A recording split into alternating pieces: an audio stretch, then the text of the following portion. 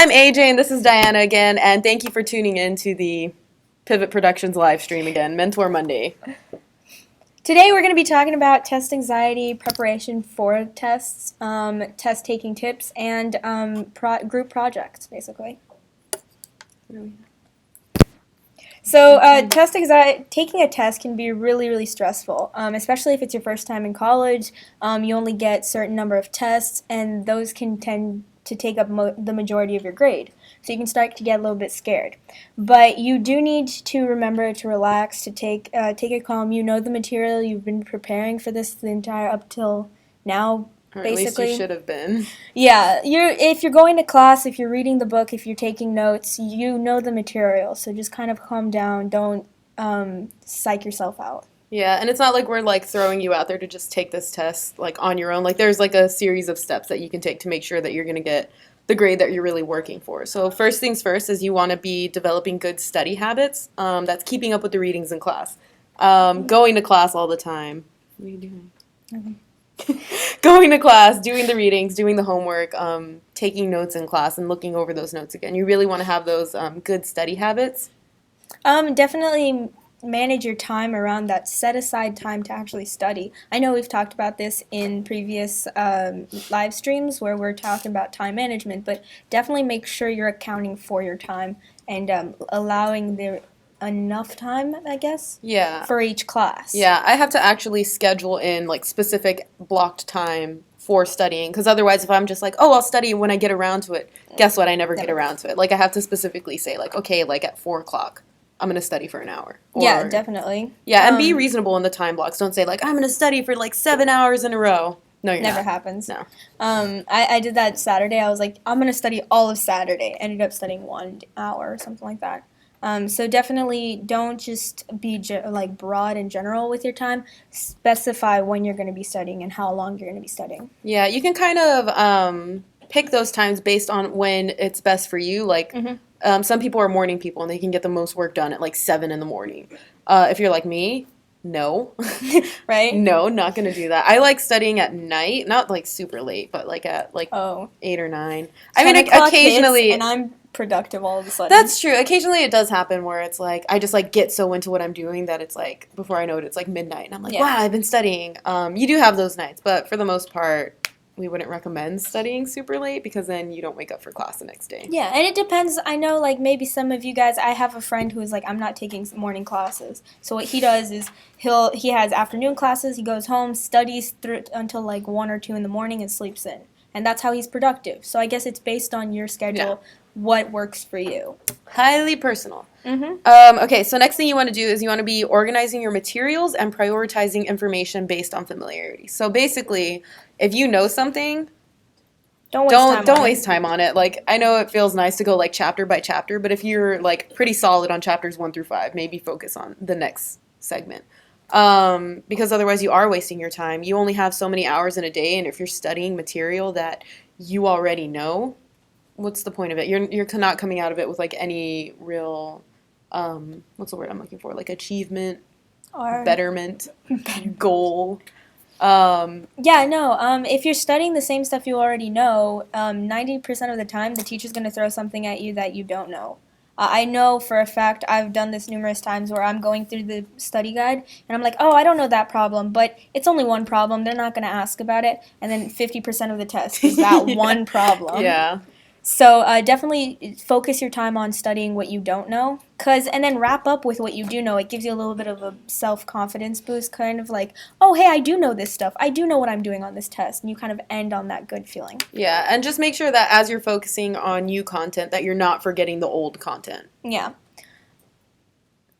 What else did we mentioned organizing materials. Make sure that you have your stuff that you need to study. Like, if you're going to the library, make sure you have like whatever books you're going to need. If you need your laptop or headphones or notebooks, like take what you need. Otherwise, you're just going to be sitting there and be like, well, I can't do anything now. I don't have what I need. Netflix. Netflix. And make sure that it's neat, too. Yeah. Speaking of textbooks, if you don't have a specific textbook, let's say you forgot at home or you never got the right edition, the library offers you to check out the textbook for about 2 hours. Yeah, most professors will put the course textbook on reserve in the library, and it is in like 2-hour time blocks, I think. 2-hour time blocks. And usually what happens is you check it out for 2 hours and then you go back and recheck it out. But if somebody else is on the wait list, then you have to put yourself on the wait list after them. Don't monopolize the textbook for yourself. But it's a really good, I guess, like tool in case you do forget it at home. You have a good 2 hours of productivity. Yeah. Do you want to like go on? We've got like a lot to cover today. Take away outside pressures. Turn off your phone. Turn off notifications on your laptop. When you decide to put an hour or two to studying, just study. Don't kind of like rip your focus between your phone and what you're learning, because you won't remember anything. Commit to it. Yeah. So basically what happens to me, at least, is I'll be studying and then my friend will say, hey, look at this video. And then I get sidetracked. And before I know, it's like 2 hours later and it was just a minute-long video. Yeah, there are apps and applications that you can download for your phone, for your laptop, that kind of puts it in study mode. So that way a lot of social media, I was going to say social networks, but that's a thing, right? That is too. Yeah, social media accounts, Facebook, Twitter, YouTube. There are things you can download to your laptop that when you click it on, it automatically blocks those websites, and it kind of like forces you to actually be working. Yep. Sometimes you need that. Sometimes you need to be told what to do. I have a Tumblr on my I have my bookmark. And I'm just like, okay, studying. What's on Tumblr? And then I get like the little notification, and it's like your shopping cart, and I'm like, oh yeah, of course I left that in there. Yeah, so it's easy to get distracted, but there are ways to work against that. So these are some strategies before your test, so you can kind of relax and like not really stress a little too much. Yeah, you definitely want to go in there with confidence. Don't be like, man, I'm going to fail this, because you know you're going to psych yourself out and you're going to be so nervous and worried about it that maybe you're not going to perform your best. So go in there with confidence. Say, I know this. I know how to do this. I'm probably going to do okay on it. And if you go in there with confidence, it's really hard. Like, if you go in there and you're like, man, I'm going to fail, and the first question is hard, you're like, well, see, I told myself I was going to fail, and you kind of get blocked. Yeah. If you go in there with confidence, you're like, no, it's okay. That's just one question. You move on. And you find the easier questions. So definitely go in there with confidence. Don't psych yourself out. Be prepared. We were talking about studying before the test. This one's really important to me. Choose a comfortable location when you're taking the test.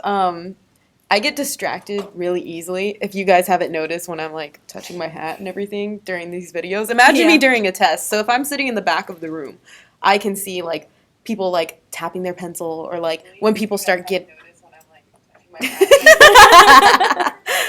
see, I got distracted again. Yeah, whenever people are like tapping their pencils, or like whenever somebody gets up to turn in their test, if I see that, I get so distracted by it, and that's all I focus on, and then I like waste time on my test. So when I take a test, I kind of have to like sit in a right spot where I know I'm not going to be able to like see what other people are doing, like when people are getting up, or if like someone takes a drink of water, because I honestly like look at that and I'm like, man, wow, I didn't know the walls were that color, and I just like get so distracted. Yeah, the same thing's for me, only I kind of do this like hunchback, because most of mine are like little itty bitty like the tiny desks for ants. So I basically kind of like crouch over and I'm just studying, and so basically with my glasses and everything, it kind of just narrows my focus straight on the paper. So it doesn't really matter where I'm studying. I'm just looking at my paper, and I refuse to look up. I don't like people sitting around me either. I'm like, don't sit next to me. I'm like trying to do my test. Yeah. Yeah. No, most of my professors kind of make it mandatory that you sit one person apart. What else? Avoid thinking you need to cram beforehand. Cramming actually does not work. Statistically, it's been proven that it doesn't work.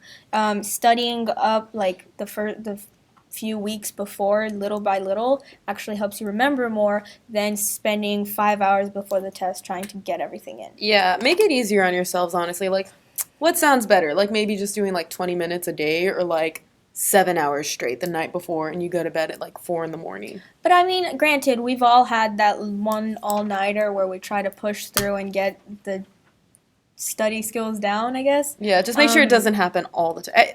It happens. Occasionally you'll have one of those nights, but if you're doing that for every single test, that's something that needs to be addressed. Yeah, it'll wear you out. It's not good for your grades. It's not good for you yourself. Like, mentally and Yeah. physically. Not only are you not going to remember the stuff, but you're not going to get the sleep necessary to actually take the tests and perform well. So you might understand what's going on, but you're kind of sleep deprived, so you can't take the test. Yeah, and if it's a like 9 a.m. test, you're probably gonna oversleep. Yep. Oh. Done that before.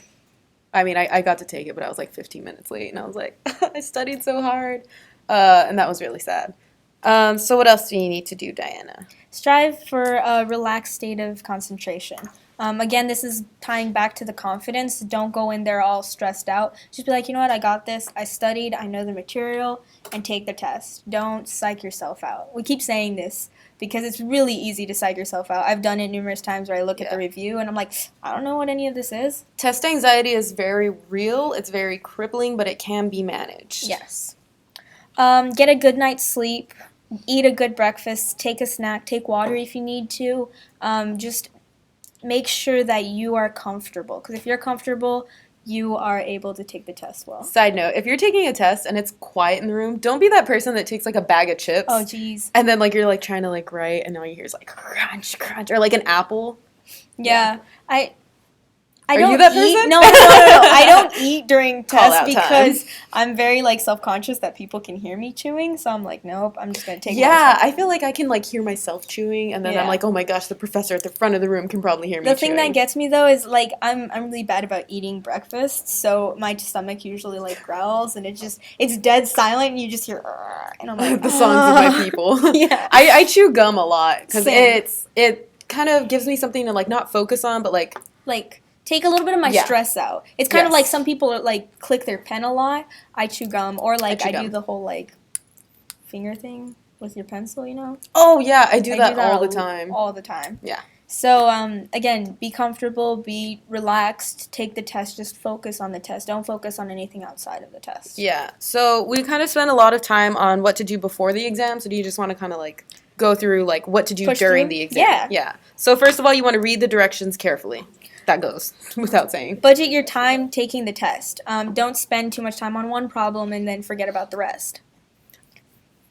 Change positions to help you relax. If you blank out on a question, skip it and go back.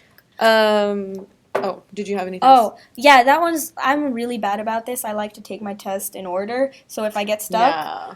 I kind of just have to crunch it out, but that is really bad. Teachers, or professors, once they call time, that is it. So don't get stuck on a hard question and then lose points on easy ones. Yeah, you really don't want to be spending like 30 minutes on a 5-minute Yeah. a 5-point problem and then end up missing like 25-point problems that you Yep. could have done. What else do you need to do? If you're taking an essay test, yes. Oh. Do you take a lot of essay tests? Mm-mm. Well, I'm an Thank English goodness. major, so yeah, we do. We do. I took an anthropology test today, and there was an essay session on it. Oh, so, jeez. yeah. So if you are taking an essay test and you go blank, just pick a question and start writing. Honestly, like get something down on that paper. Don't turn in anything blank. It may kind of like jog your memory. Just start throwing out details that you know. If it's on a specific book, start like throwing out character names, plot details. If it's more of like a concept-based thing, start like writing facts that you know about the concept.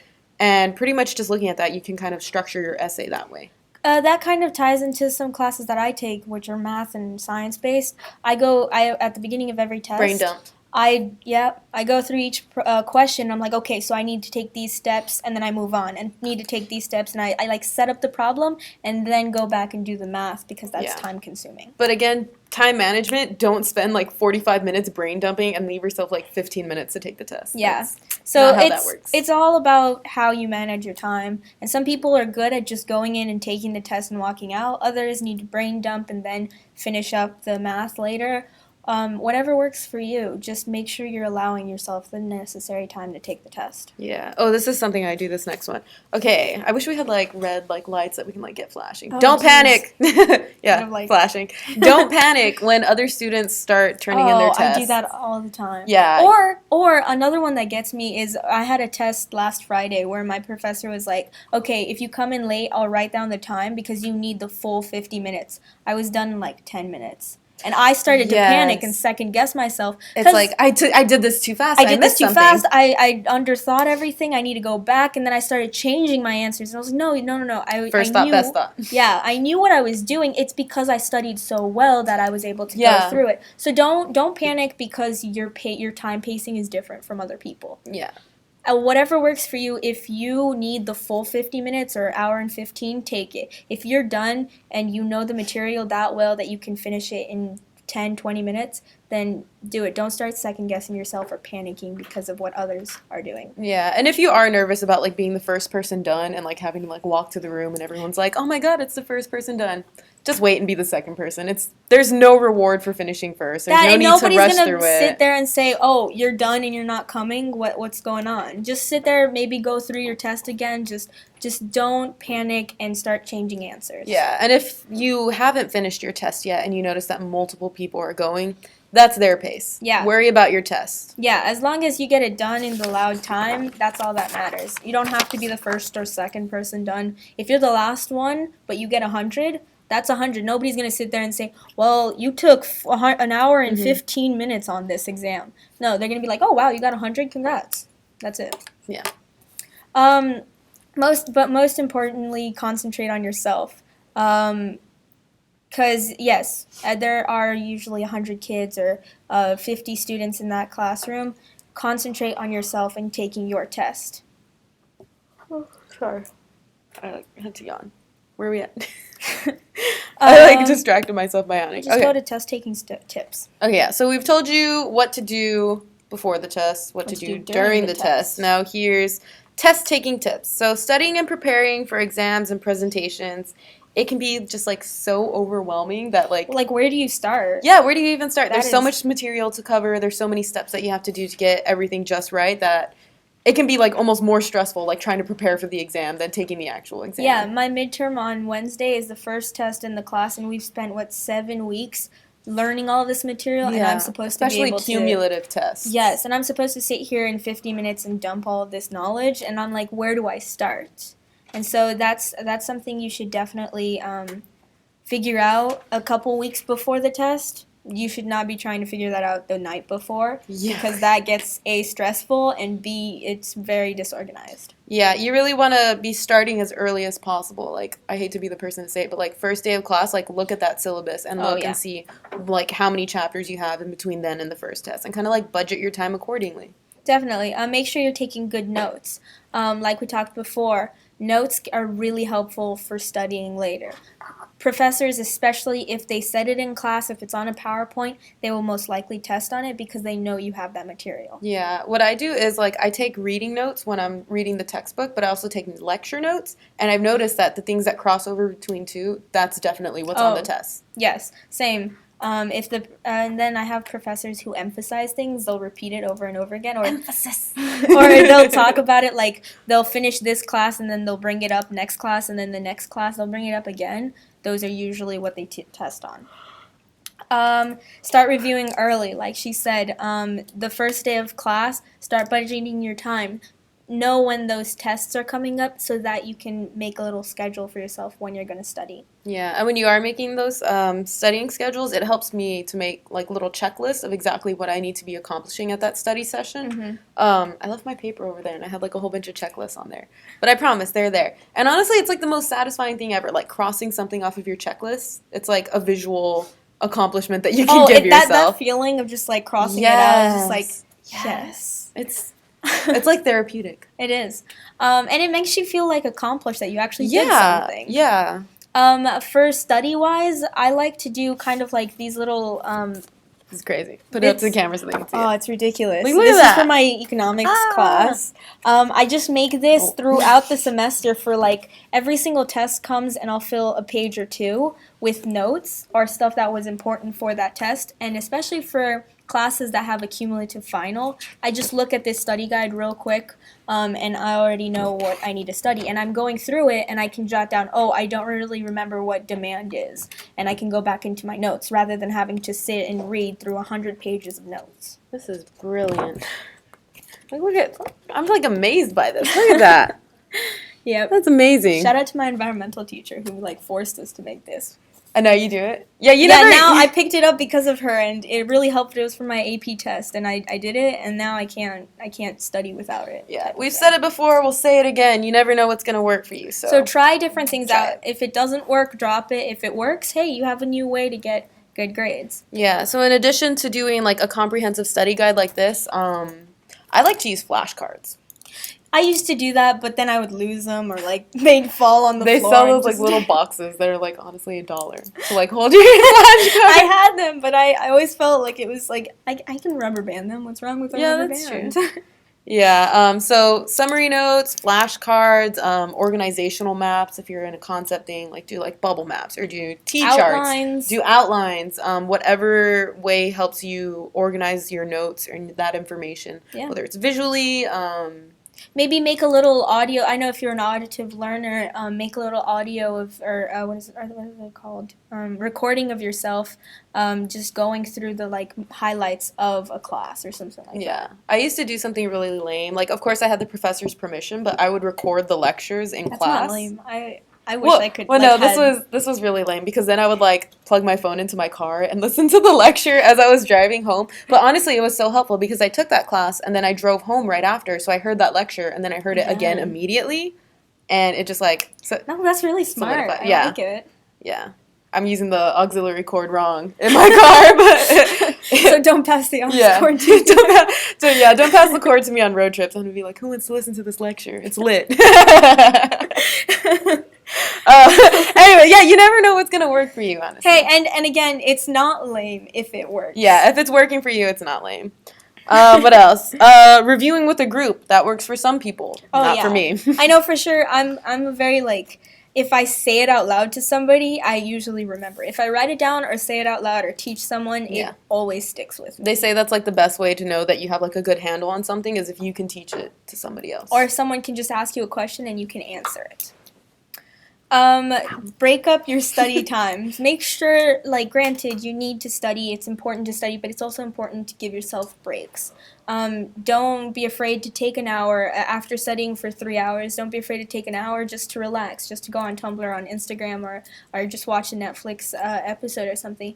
But again, remember, be conscious about that time. Yeah, don't give yourself a brain break, but like have it be a break, not the entire day. The rest of the day. I did that yesterday. I was like, I'm going to take like a 1 hour break and I ended up taking a 4 hour nap instead. And I was like, why did I do that? Why did I do that? That was me Saturday. I was like, I'm just going to take a break and I fell asleep. Yeah, it happens. So 4 hours. But that's why you start studying ahead of time so that a 4 hour nap doesn't completely derail your study. I started it early enough in the day that like even though I took a 4 hour nap, I wasn't like you're still productive. Yeah, I was still able to get what I needed done. Okay, so we talked about working in groups like 2 seconds ago. And now we're going to talk about group project troubleshooting. It's the middle of the semester, and most professors are starting to talk about an end of the semester group project. 90% of the time, you'll be able to choose your own group. The other 10%, they'll place you in a group. So we'll talk about the two different types of groups and basically how to deal with the problems that occur with each type of group. Yeah, and so October really is group project season because like you said, like we're just past midterms. Everything now starts like kind of going like, not downhill, but like momentum-wise. Like everything's rushing towards the end of the, everything's rushing towards the end of the semester.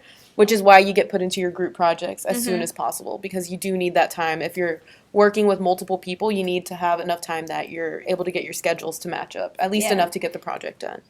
I know that all of my classes, thankfully, this semester, we got to choose our own groups.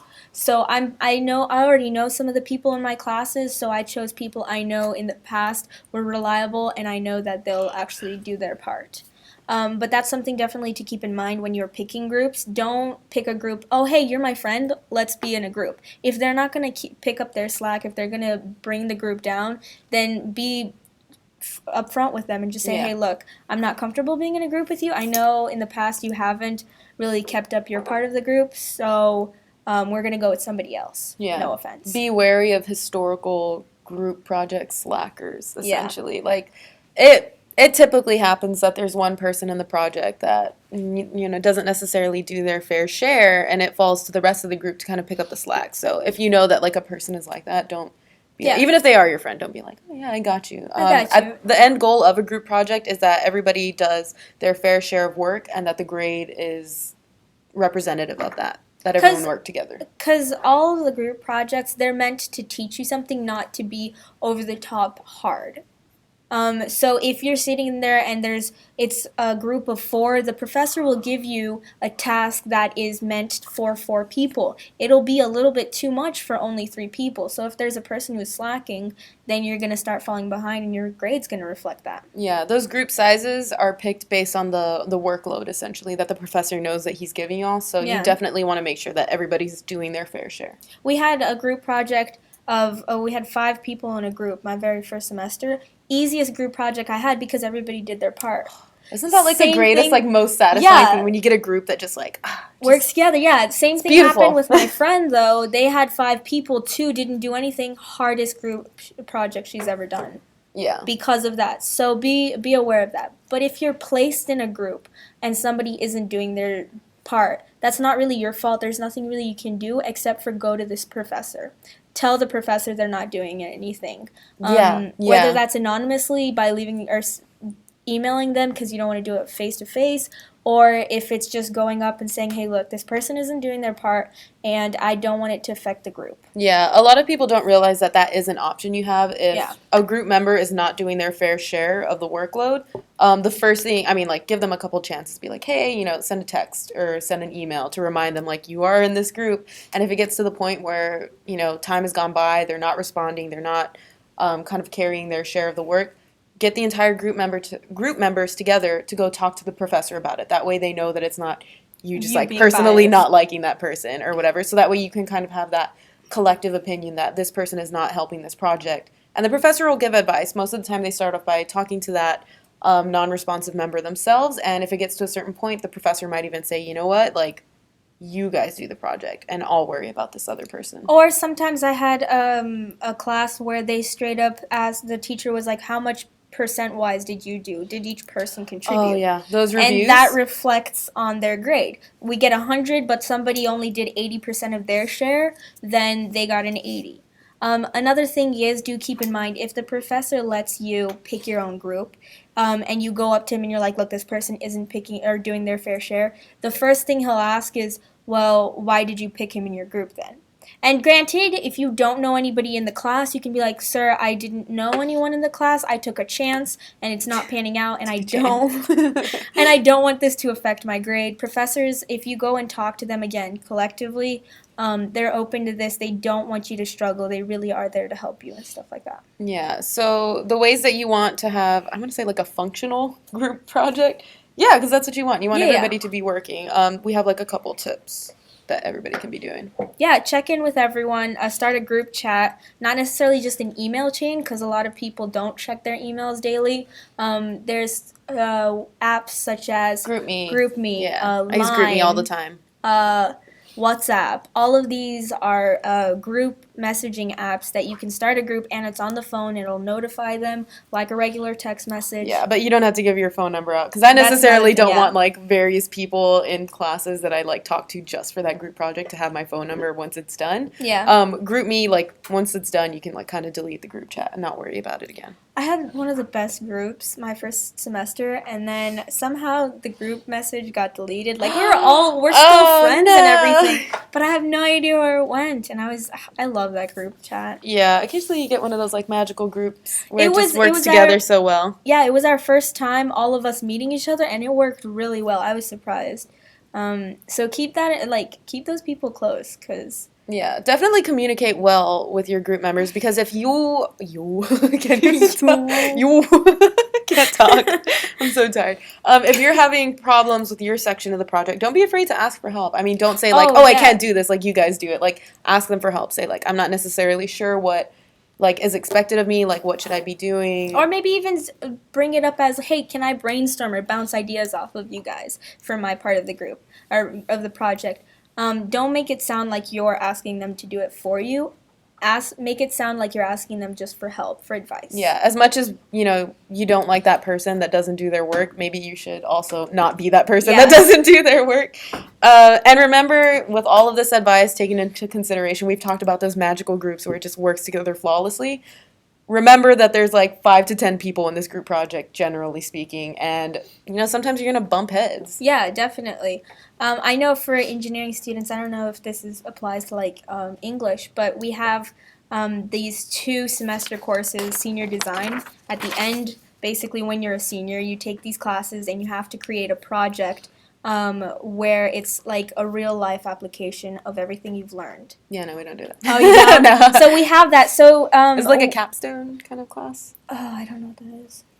No. Capstone? I've heard that. I don't know. Never mind. So basically what it is you take all of these classes in college, and then senior design is where you actually put all of these things you've learned into a final product.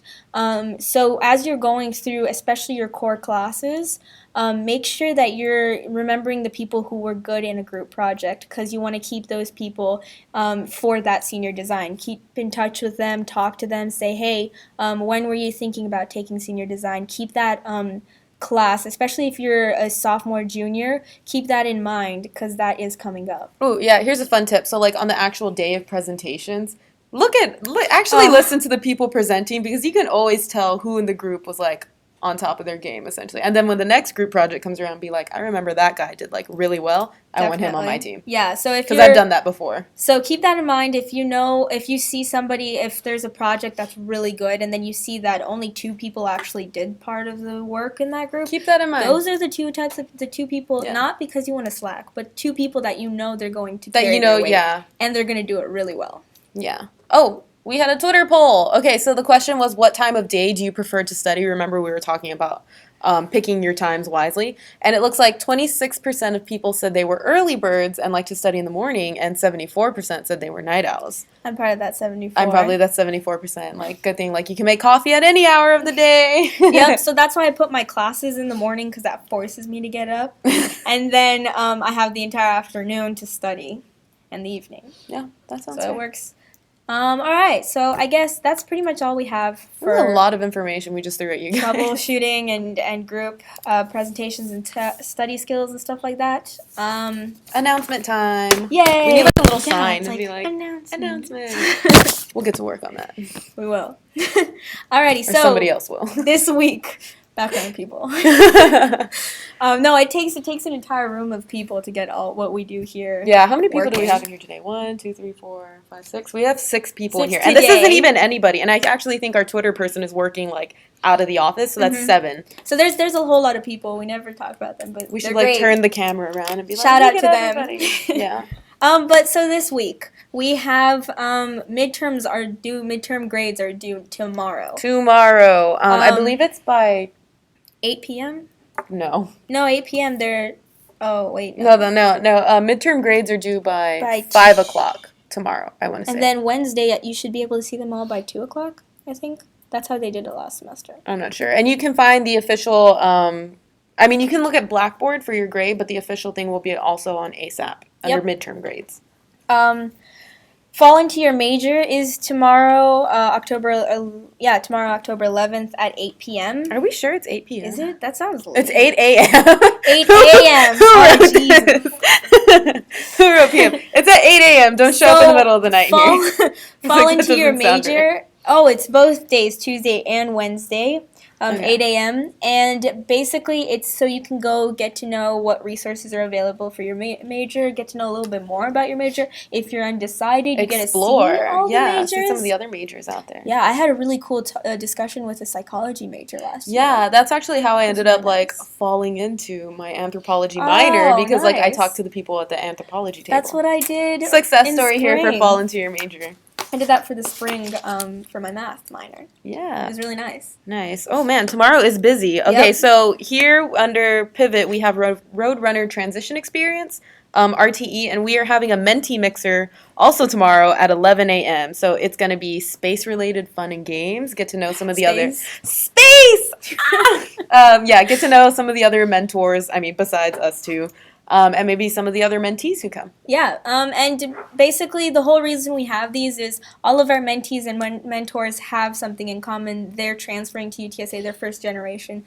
So you're going to find people who are similar to you, and this is a great way to get to know more people. Build that community, build that family. So you can find us again tomorrow at 11 a.m.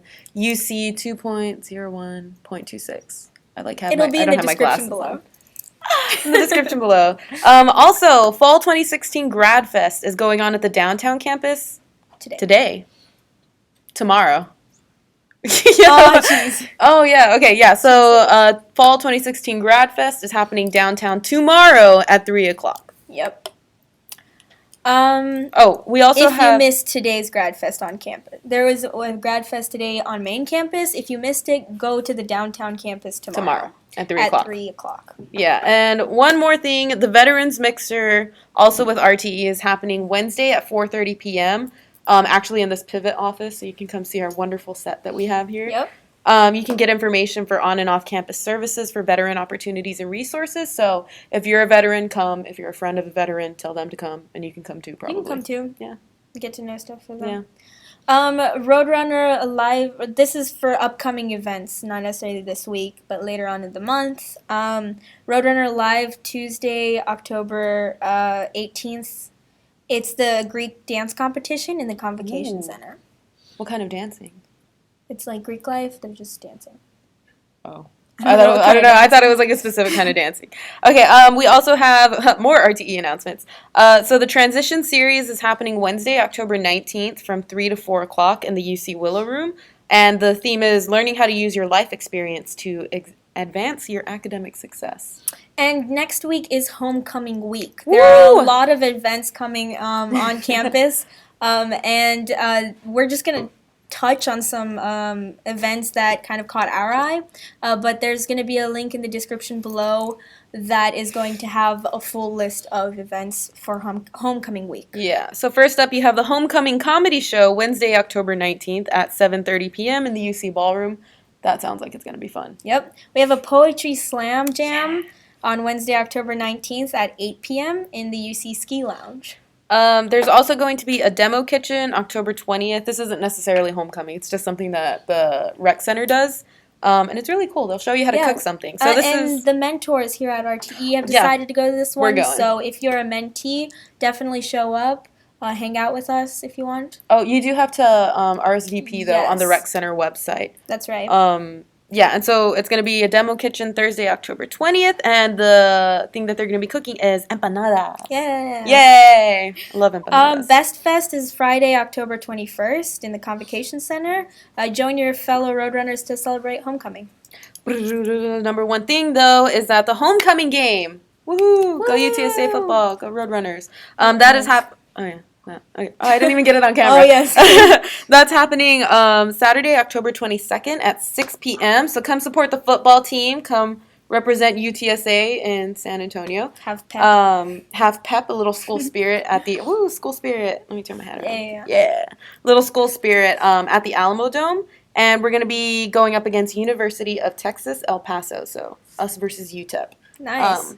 We're going to win. And a really important thing, early voting does start October 24th, and it lasts until November 4th. And they will have booths here on campus in the Bear Room in the HEBUC. So definitely take advantage of that and vote. Yeah. If you're unsure if you're registered to vote, that's something you definitely want to get taken care of as soon as possible because there is a time limit that you have to have at least been registered for a month. I think it's a month, yeah. A month or so. That's why registration day was registration day was last week, but you can check online if you're not sure if it's updated or if you ever link in the description.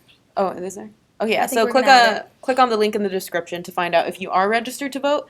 And if you are registered for vote, go out there, do your civic duty. Again, that's October 24th to November 4th, where you can vote on campus. That way you don't have to go back to your hometown to vote in your, is it a precinct or something? Yeah, I think it's your precinct or something like that.